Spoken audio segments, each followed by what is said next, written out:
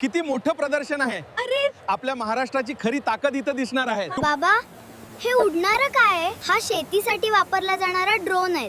आता शेती ही आधुनिक झाली आहे. बघ किती मोठे बैल. आमच्या काळी अशाच बैलांनी शेती व्हायची बाळात. महाराष्ट्राच्या ग्रामीण परंपरेचं वैभव, उत्तम जातींचे पशुपक्षी आणि पशुपालन क्षेत्रातील भव्य प्रदर्शन, इथलं सगळंच किती नैसर्गिक आणि गावरान वाटतंय. हीच आपल्या महाराष्ट्राच्या गावाकडची खरी ओळख आहे. खूप भूक लागली. अरे बघ, इथे सर्वांसाठी मोफत झुणका भाकर आहे. हीच तर महाराष्ट्राची माणुसकी आहे.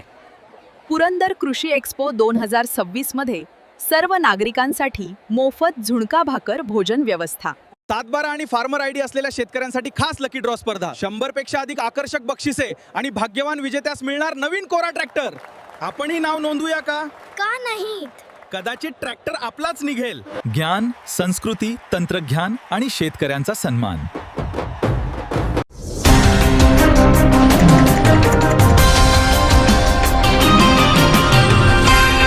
संध्या लाईव्ह, आवाज महाराष्ट्राचा. नमस्कार, मी सुद्धा संध्या लाईव्ह मध्ये आपलं सगळ्यांचं स्वागत. पुण्यातून एक अत्यंत धक्कादायक आणि थरारक बातमी समोर येते. पुण्यात टोळी युद्धाचा भडका उडाला असून भर दिवसा भर चौकात एका तरुणाची गोळ्या झाडून निर्घृण हत्या करण्यात आली. या हत्येमुळे संपूर्ण पुणे शहरात एकच खळबळ उडाली असून नागरिकांमध्ये भीतीचे वातावरण निर्माण झाले. मिळालेल्या प्राथमिक माहितीनुसार ही धक्कादायक घटना पुण्यातील बालाजीनगर बस स्टँड परिसरात घडली आहे. मृत व्यक्तीचे नाव अक्षय उर्फ बाळा म्हस्के असे आहे. धक्कादायक बाब म्हणजे अक्षय म्हस्के हा पुण्यातील बहुचर्चित वनराज अंदेकर खून प्रकरणातील आरोपीचा भाऊ असल्याची माहिती समोर येत आहे. भर दिवसा झालेल्या या गोळीबारामुळे परिसरात प्रचंड दहशतीचे वातावरण आहे.